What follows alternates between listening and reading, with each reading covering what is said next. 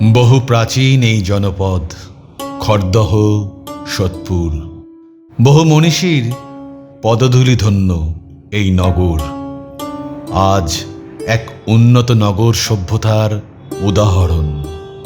কিন্তু হঠাৎ নয়, বহু মানুষের পরিশ্রম, মেধা, মনীষা, আত্মত্যাগের ইতিহাস নীরবে রয়ে গেছে ইতিহাসের গর্ভে। শিক্ষক শ্রীপতিমোহন বন্দ্যোপাধ্যায় সবার কাছে বর্দা, এমনই একজন ব্যক্তিত্ব।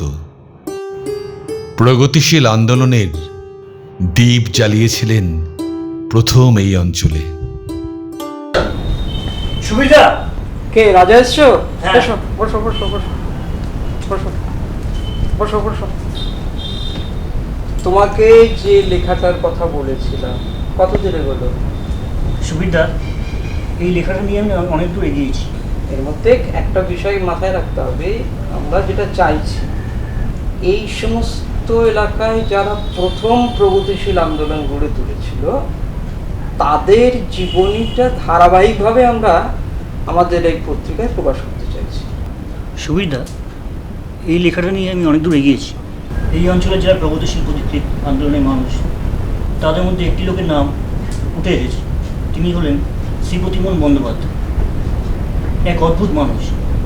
তিনি সোদপুর হাই স্কুলের শিক্ষক ছিলেন, খুব পণ্ডিত মানুষ। তাহলে ওনার সম্পর্কে একটু তথ্যভিত্তিক লেখা তো আমাদের দরকার। তাহলে একটা গবেষণামূলক একটা নিবন্ধ হতে হবে, যেটা আমরা ধারাবাহিকভাবে একটু চেষ্টা করো তাড়াতাড়ি, যাতে পুজোর সংখ্যায় যাতে প্রথম আমরা দিতে পারি। স্মৃতির সরণি ধরে পৌঁছে যাই সুদূর অতীতে।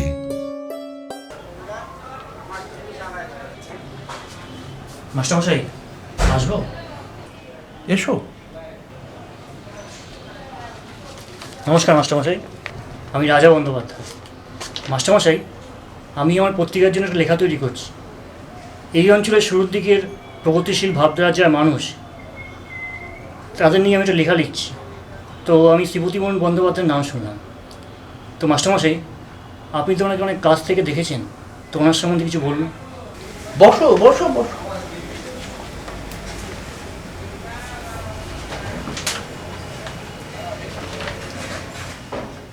শ্রীপতিমোহন বন্দ্যোপাধ্যায়, বর্দা? আরে ভাই, তুমি তো আমাকে স্মৃতির পথ ধরে কত দূর পেছনে নিয়ে চলে গেলে।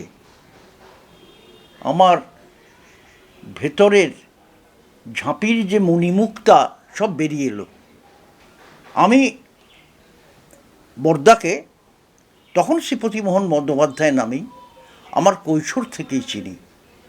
যে উনি এই আদিবাসী পাড়াতে এসে স্কুল করছেন, পড়াচ্ছেন, মাইলের পর মাইল গ্রামে হাঁটছেন। আবার এখানে যে রাস্তাঘাট তখন তো প্রায় পিচ ছিলই না, তার জন্য আন্দোলন করছেন। আমরা দূর থেকে দেখতাম।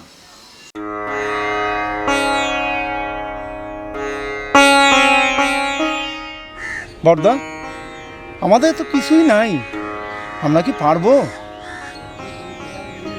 পারতেই হবে, আমাদের কাছে আদর্শ আছে, এই আদর্শ অবিনশ্বর। মানুষ আমাদের বিশ্বাস করবে তো?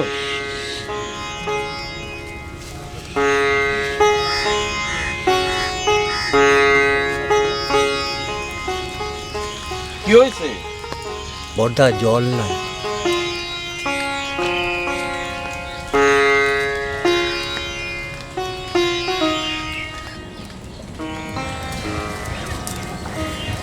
বর্দা, আমার খেতেও জল নেই বর্দা। কারো খেতেই জল নাই বর্দা, চাষ করবে কি? ফসলের প্রাণ বীজ আর জল, একটা কিছু করতেই হবে।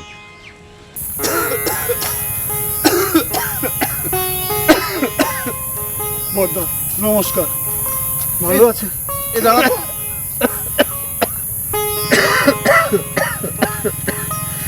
তোর তো জ্বর হয়েছে, ডাক্তার দেখাতে হবে তো। বর্দাকে দেখেছি যে তার একটা দৃষ্টিভঙ্গি ছিল, একটা দর্শন ছিল সমাজ কিভাবে বদলাবে।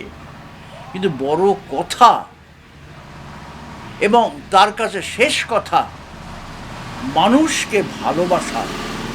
এই যে আকাশ, এই যে বাতাস, এই যে আকাশ, এই যে বাতাস, বউ কথা সুরে যেন ভেসে যায়, বেলা বয়ে যায় মধুমতি গায়, ওরে মন ছুটে চলে কোন ঠিকানায়।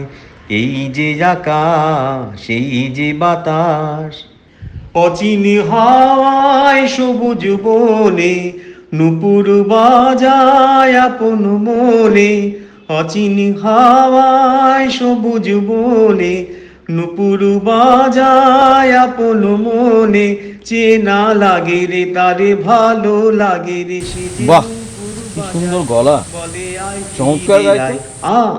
এই যে আকাশ, এই যে বাতাস, গান সবাইকে এক জায়গায় টাইনে আনে। পল রবসন তার গান আর লেখা দিয়েই সব মানুষকে এক জায়গায় রেখে আনছে। তোর এই গান দিয়ে গরিব মানুষের কথা সবাইকে জানা।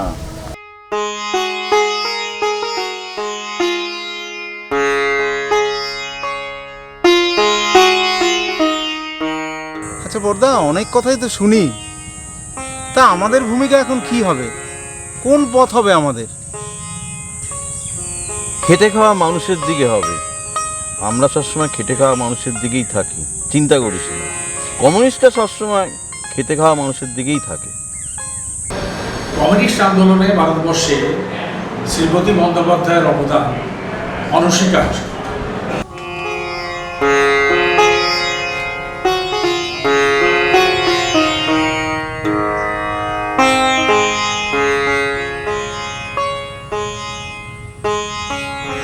ধর তুই এক থালা পান্তা, লঙ্কা আর নুন নিয়ে খাইতে বলছিস, পান্তাও জোটে না। বর্দা এইভাবে কি চলে? সেটাই তো কথা। একজন ডাল ভাত সবজি মাছ সব দুধ সব কিছুই খাচ্ছে, আর তোদের পান্তাও জোটে না, এটা ঠিক না। কেউ খাবে কেউ খাবে না, এটা তো হবে না। মার্কস সাহেব সবাইকে এটা জানাইছেন। আচ্ছা বর্দা, পৃথিবীর তো অনেক দেশেই শুনছি এরকম ব্যবস্থা হয়েছে, তাই না? সোভিয়েত দেশ। হ্যাঁ, তা আমাগো দেশে এরকমটা করণ যায় না?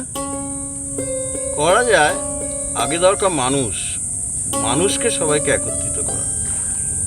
এইবার বর্দা তার সঙ্গী ব্যাগ থেকে সোভিয়েত ইউনিয়নের কমিউনিস্ট পার্টির সংক্ষিপ্ত ইতিহাস বইটা বার করলেন এবং ধীরে ধীরে পড়তে শুরু করলেন।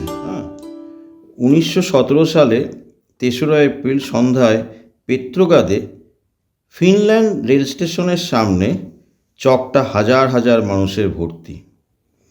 কারখানাগুলি থেকে এলো বহু শ্রমিক প্রতিনিধি দল। লেনিনের বন্ধুবান্ধব আর সহযোগীরা এলেন তাকে সাদর সম্বর্ধনা করতে। কারখানায় কারখানায় গড়া হয়েছিল খাস রক্ষী দল, তারা এলো। রেল স্টেশনের সামনে সারবন্দি হয়ে দাঁড়ালো সৈনিক আর নাবিকেরা। এসে গেল বহু সাঁজোয়া গাড়ি। কি কিছু বুঝলে তোমরা? বুঝলাম। কমিউনিস্ট পার্টির দর্শনের উদ্গাতা কার্ল মার্কস এবং সমাজতন্ত্র তৈরি করার সকল প্রতিকৃত লেনিনের শিক্ষা আমরা মানুষকে দেব যে পৃথিবীর ইতিহাস যেমন শোষিত মানুষের শোষকের বিরুদ্ধে সংগ্রামের ইতিহাস, তেমন ভারতের সমাজ পরিবর্তনের ইতিহাসে তার পরাধীন দেশ থেকে আরম্ভ করে পর্যন্ত শোষিত মানুষের শোষকের বিরুদ্ধে সংগ্রামের ইতিহাস। এই যে শিক্ষা দানের বিষয়, তার অন্যতম পথিকৃৎ যারা ছিলেন আমাদের দেশে, বিশেষ করে আমাদের এই বাংলায়, তার মধ্যে অন্যতম ছিলেন শ্রীপতি ব্যানার্জি। এইভাবে হবে না, চলতে হবে, এভাবে চলে না, এভাবে চলে না। যেতে হবে, কিছু একটা করতেই হবে। বর্দা, আপনি একটা বিহিত করেন। এখন রাস্তা নেই, এরকমভাবে কি হয়? খাল দেখেন মাটিতে ভৈরান জঞ্জাল হয়ে একদম বসে গেছে, রাস্তা নাই, কোনো আমাগো চাষের কোনো সুব্যবস্থা নাই। এভাবে আমরা বাঁচুম কিভাবে? বর্দা, আপনি একটা বিহিত করেন। সারা গ্রাম আপনার সাথে আছে, চলেন কিছু একটা করতে হইবে বর্দা। ঠিক ঠিক। হ্যাঁ যেতে ঠিক তো করতেই হবে, বিহি তো একটা করতেই হবে। তোমরা এক কাজ করো, আমি কালকে খাতা নিয়ে আসছি, তোমরা সবাই মিলে একসঙ্গে সবাইকে জড়ো করো, সেখানে সই সাবুত করে ওই সাহেবদের কাছে যেতে হবে, সেখানে গিয়ে সাহেবদের কানে ঘুম ভাঙাতে হবে। চলুন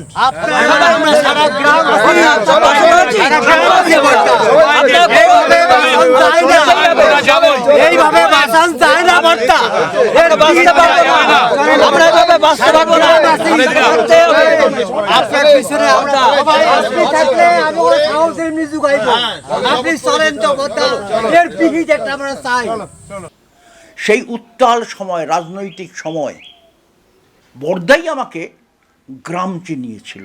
কর্ণমাধবপুর, বলাগড়, সিংহের বের, কাপাসিয়া, এবং সেখানে গিয়ে প্রথম দেখলাম সাধারণ মানুষের মধ্যে বর্দার কি জনপ্রিয়তা। আমার মনে হলো যে বেঁচে থাকার সার্থকতা হচ্ছে অন্যের জীবনের সঙ্গে নিজেকে মিলিয়ে দেয়া। ওনার সাথে পানশিলা একজনের টিভি হয়ে গেছে, ডিম খাওয়াইতে হবে। আমি দেবো ঠিক করছি। বর্দা আমিও দুমু, আমিও দেবো। আমিও একখান দেবো। হ্যাঁ বর্দা, আমি 2 দিনের জন্য দেবো সপ্তাহে। এবং একসময় আমাদের ভারতের কমিউনিস্ট পার্টি রাজ্য পরিষদের পার্টি শিক্ষা বিভাগের দায়িত্বে ছিল। তখন লেলিগি স্কুল আমাদের ছিল, যেখানে পার্টি শিক্ষা ক্লাস হতো। সেই শিক্ষা ক্লাসকে সংগঠিত করা, শিক্ষক হিসেবে শিক্ষা প্রদান করার কাজ তিনি করতেন। বর্দার মতো মানুষ হয় না। বর্দা কত লেখাপড়া জানে জানো, মোটা মোটা বই পড়ে। সত্যি কত জ্ঞানী মানুষ, অথচ দেখো আমাকে মতো এই গ্রামের মানুষের সঙ্গে কি সহজ সরল হয় মেশে। সত্যি মানুষ না উনি। আরে ওই তো বর্দা আসছে। বর্দা আসুন। বর্দা, বর্দা, আমার মা কি হয়েছে কি হয়েছে? বুঝেছি বুঝেছি, আমি আছি তো, চিন্তা করিস না। চল চল, এই তো চল চল চল চল চল। এবং আমি তার সঙ্গে প্রায় 20 বছর শিক্ষকতা করেছি। বর্দা বলে ডাকতাম। শ্রীপতিমোহন বন্দ্যোপাধ্যায় সাজানো নাম আমার কাছে ছিল না, উনি আমাকে ভাই ডাকতেন। ওর মধ্যে ছিল একটা মাটির ভাষায় কথা বলা, মানুষকে আকর্ষণ করা। খুব সাধারণ পোশাক পরতেন। এবং আমি যে আজকের সাহিত্য চর্চায় একটু একটু নাম করছি বা লিখছি, তার অবদান বর্দার টাকায় আটা না। বর্দা কইছে আমাদের সবাইকে নিয়ে এইখানে গম চাষ হইব। এখানে গম চাষ হবে? হইব। এইখানেই হবে গম চাষ, বর্দা কইছে। আর বর্দা যখন কইছে তো হইবই। কিন্তু বর্দা কোথায়? বর্দা বলা করেছিল, আইসা পড়ছে। বর্দা এসে গেছে, সবাইকে খবর দাও।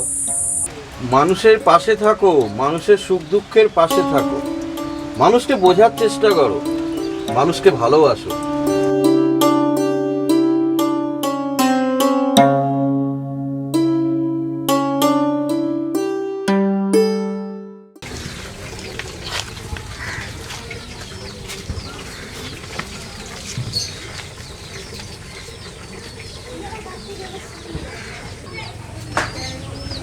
বর্দা, শরীরটা খারাপ নাকি?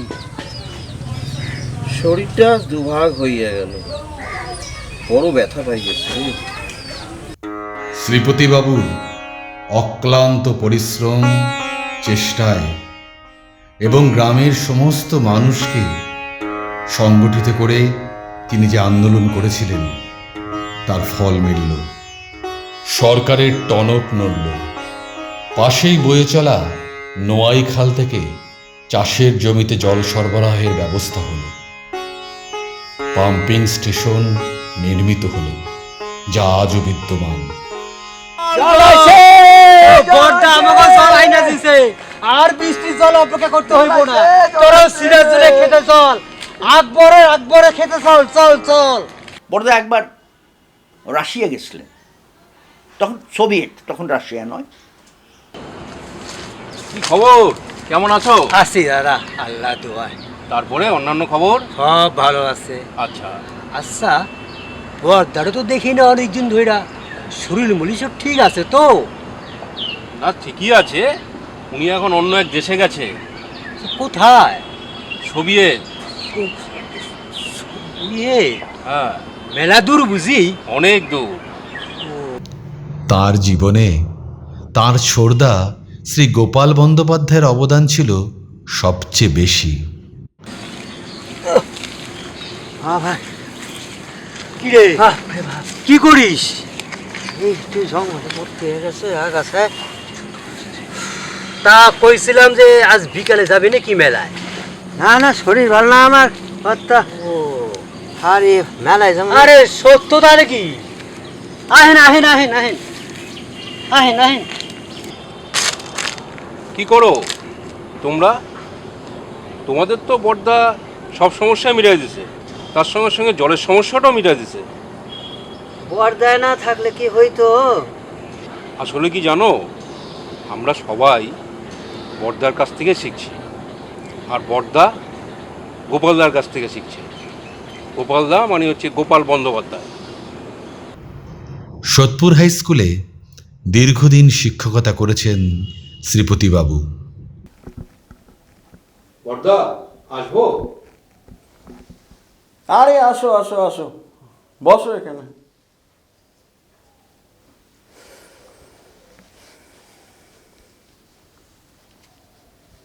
বর্দা কি করছেন, খাতা দেখছেন? হ্যাঁ, খাতাই দেখছিলাম। আর শত্রুরা স্কুলে স্টুডেন্ট সব দুষ্টু ছেলে, সব এক একজন এক এক রকম লিখছে, কোথাও গোলমাল পাকিয়েছে, কোথাও উল্টোপাল্টা লিখেছে, কেউ আবার নতুন নতুন ইতিহাস রচনা করেছে। সব অদ্ভুত সব এক একজন আর কি। তা বলো, তোমাদের কর্মসূচি কী খবর? আমাদের ওই ওই আর কি। আচ্ছা বর্দা, আমরা এই সরকারে থাকতে থাকতে, মানে ক্ষমতায় থাকতে থাকতে, আমাদের যে মূল লক্ষ্য, যে উদ্দেশ্য, যে বিপ্লব, তার থেকে আমরা বিচ্যুত হয়ে পড়বো না তো? হতে পারে। মানিক বন্দ্যোপাধ্যায় ওই মদন তাঁতি গল্পটা পড়েছে তো? তাঁত চালিয়ে যেতে হবে, থামলে চলবে না, পায়ে খিঁচ ধরতে পারে। কাজ করতে হবে, গরিব মানুষের জন্য কাজ করতে হবে, গরিব মানুষের জন্য কাজ করাটাই এই সরকারের একমাত্র কাজ।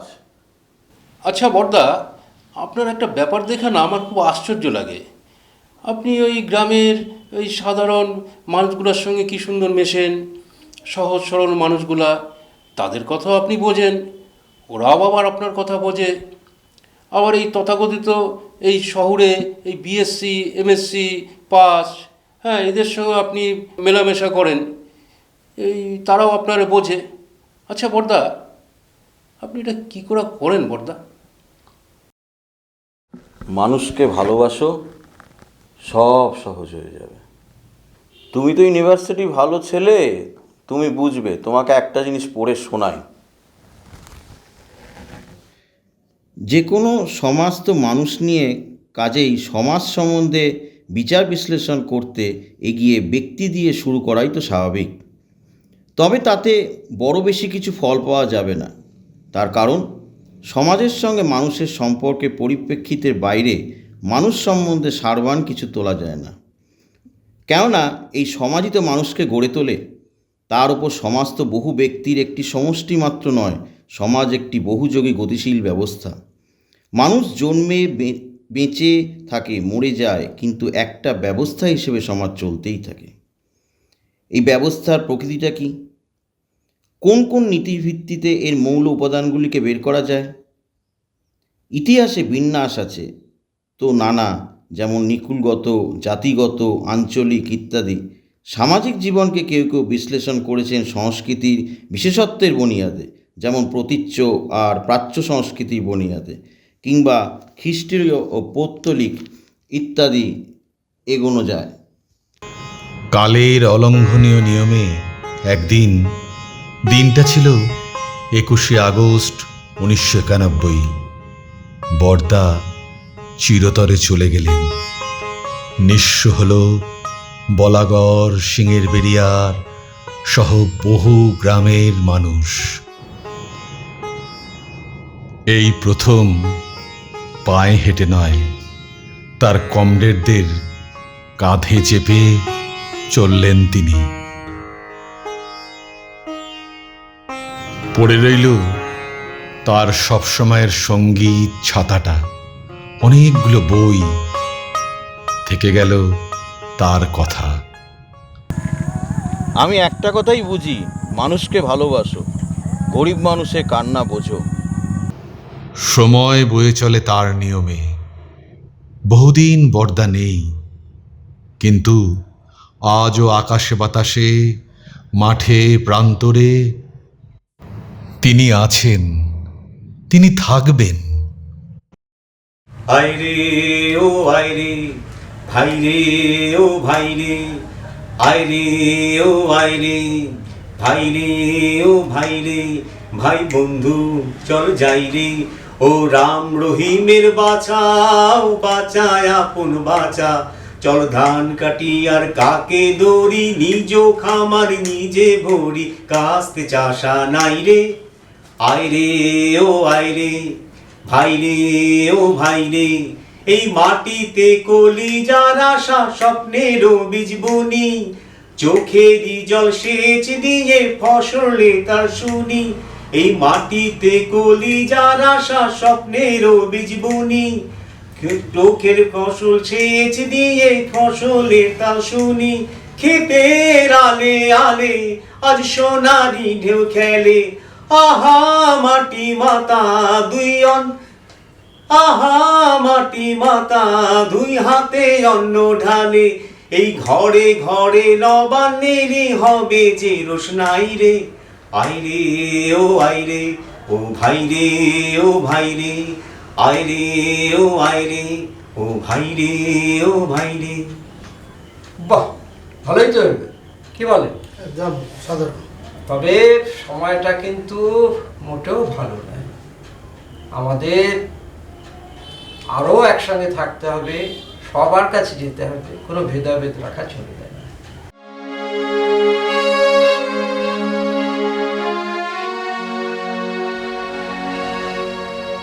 বর্দা, আপনি? তোমরা তো ভালোই আছো, তোমাদের পার্টি তো এখন ক্ষমতায় নাই, কি করবা ভাবছো? বর্দা, কমিউনিস্ট পার্টি কিন্তু বসে নাই, সে মানুষকে একত্রিত করে আবার কাজে নামার চেষ্টায় আছে। কমিউনিজম অবিনশ্বর, কমিউনিজম মরতে পারে না। মানুষকে নিঃস্বার্থভাবে ভালোবাসো, দেখবা মানুষও তোমাদের ভালোবাসবে। পার্টির সুসময় ঝাপটা ফেলায় রাখবা, পার্টির দুঃসময় ঝাপটা তুলে ফেলাবা। আবার বলি, মার্ক্সবাদ অবিনশ্বর, এই সত্যটা নিয়ে মানুষের কাছে যাও, দায়িত্ব তোমাদের।